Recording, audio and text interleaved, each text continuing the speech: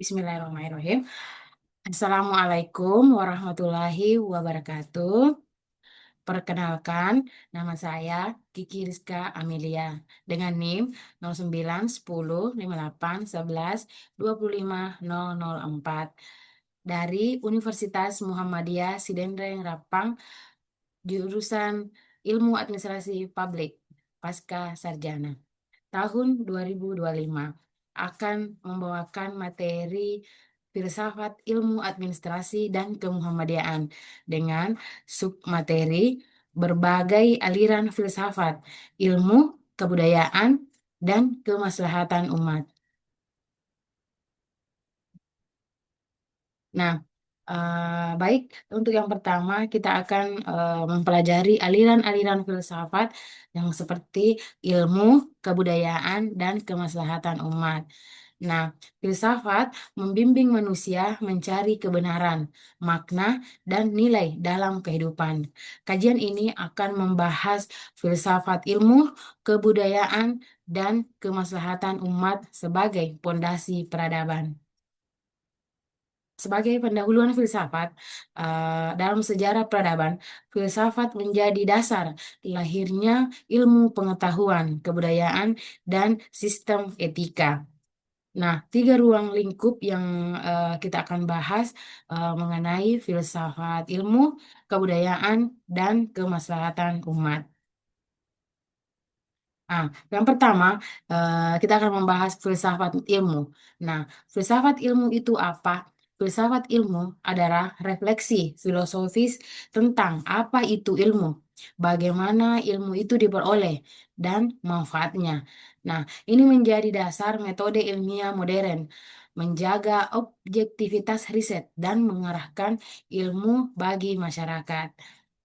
Aliran filsafat dalam ilmu itu adalah berbagai sudut pandang mengenai hakikat ilmu pengetahuan yang mencakup yang pertama rasionalisme, yang kedua empirisme, yang ketiga positivisme, yang keempat pragmatisme. Nah, secara rasionalisme, rasionalisme dalam aliran filsafat ilmu adalah itu pengertiannya bahwa pandangan yang menekankan akal rasio sebagai sumber utama dan paling dapat dipercaya dalam memperoleh pengetahuan.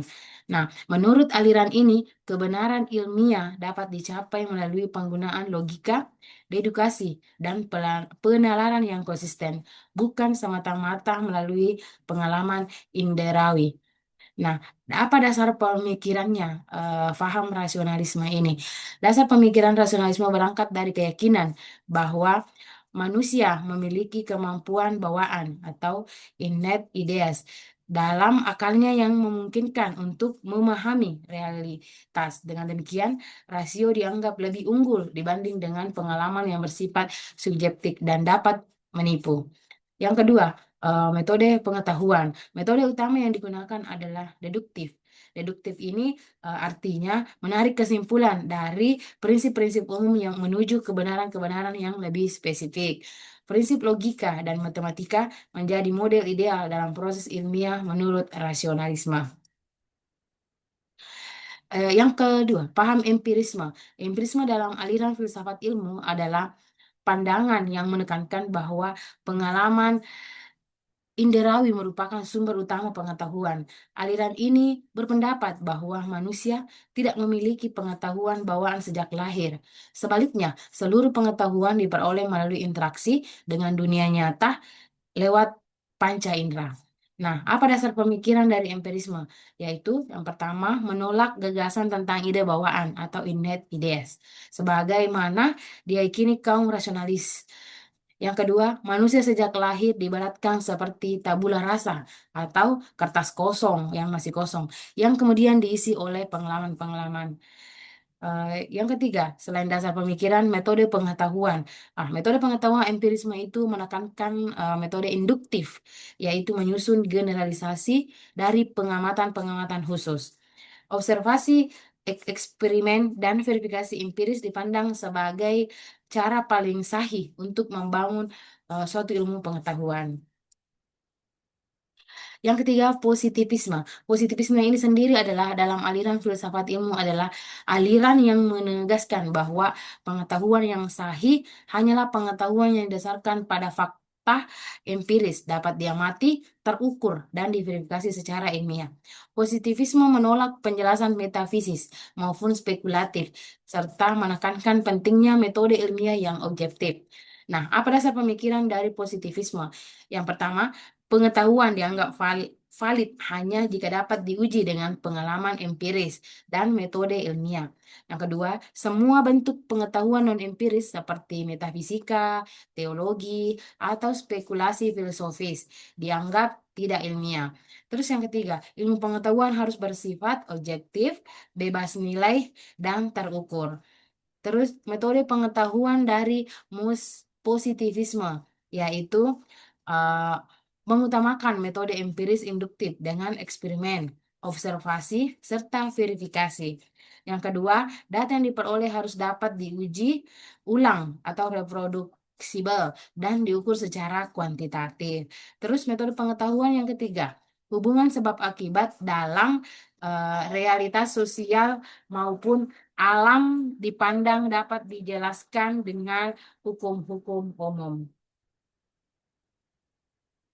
Selanjutnya, pragmatisme. Pragmatisme adalah aliran filsafat ilmu yang menekankan bahwa kebenaran suatu pengetahuan itu ditentukan oleh manfaat dan kegunaannya dalam praktik kehidupan nyata.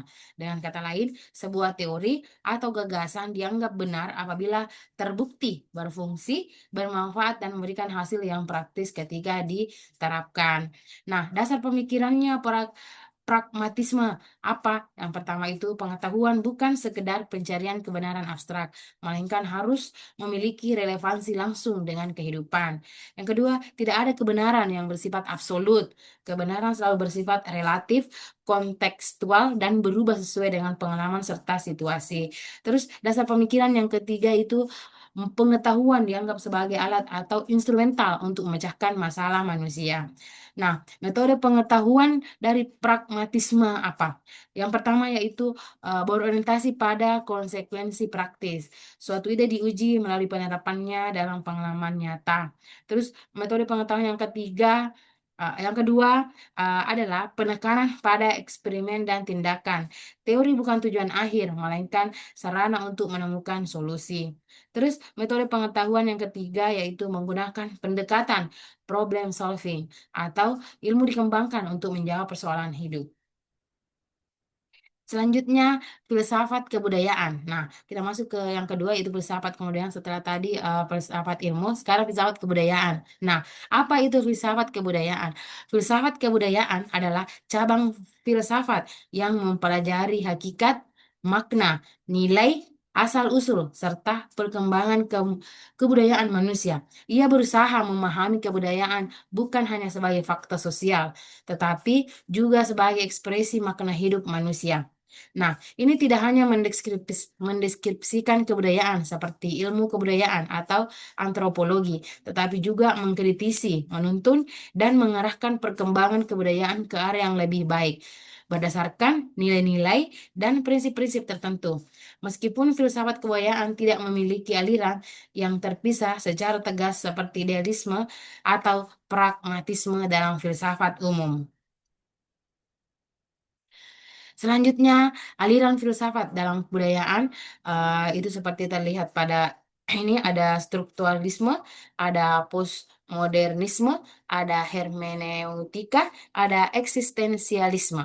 Nah, yang pertama, strukturalisme. Strukturalisme itu uh, adalah pendekatan teoritis yang memandang fenomena manusia dan budaya sebagai sistem terukur yang saling terkait, serupa dengan struktur bahasa, yaitu budaya sebagai sistem tanda dan makna.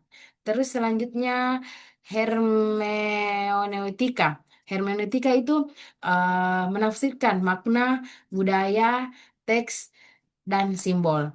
Nah, hermeneutika itu apa? Ilmu dan seni interpretasi atau penafsiran teks, makna, dan pemahaman secara umum. Selanjutnya eksistensialisme. Nah, eksistensialisme itu adalah kebebasan dan tanggung jawab individu dalam kebudayaan. Secara ini artinya adalah filosofi yang menekankan kebebasan, tanggung jawab, dan keunikan individu dalam menciptakan makna hidupnya sendiri. Karena setiap orang terlahir tanpa esensi atau tujuan yang telah ditentukan. Terus yang keempat, postmodernisme, yaitu menolak kebenaran tunggal, tekankan pluralitas makna dan identitas, yaitu kalau bahasa ininya postmodernisme adalah suatu gerakan dan pendekatan yang muncul sebagai reaksi terhadap modernisme dan menentang gagasan modernisme tentang kebenaran universal, kemajuan dan ide-ide besar atau metanarasi. Nah, selanjutnya filsafat kemaslahatan umat. Nah, filsafat kemaslahatan umat ini selain ilmu dan kebudayaan tadi, filsafat ini berorientasi pada kebaikan bersama atau common good, mencakup ada etika, politik, dan agama. Relevansinya menjadi dasar kebijakan publik, mengarahkan pembangunan kesejahteraan dan menjaga keseimbangan hak individu serta kepentingan masyarakat. Nah, aliran filsafat kemaslahatan umat adalah cara pemikiran yang menekankan bahwa tujuan utama ilmu, kebudayaan, dan filsafat itu sendiri harus berorientasi pada kemanfaatan, kebaikan, dan kesejahteraan bersama atau maslaha al-ammah. Nah, ia banyak berkembang dalam tradisi filsafat Islam, tetapi relevan juga dalam konteks filsafat sosial modern. Nah, kemaslahatan umat itu sendiri adalah prinsip prinsip Islam yang berarti menciptakan kebaikan atau manfaat dan kesejahteraan bagi seluruh manusia, serta menjaga keburukan dan kemudaratan. Nah, konsep ini bertujuan untuk mewujudkan dan memelihara 5 kebutuhan pokok umat, yaitu agama, jiwa, akal, harta, dan keturunan atau kehormatan. Kemaslahatan umat juga menjadi tujuan utama dalam syariat Islam, yang berarti segala hukum dan aturan dalam Islam ditujukan untuk kebaikan bersama secara universal. Selanjutnya, filsafat kemaslahatan umat, tokoh dan alirannya. Itu yang pertama tokoh Jeremy Bentham atau J.S. Mill, bahwa kebahagiaan terbesar bagi jumlah orang terbanyak.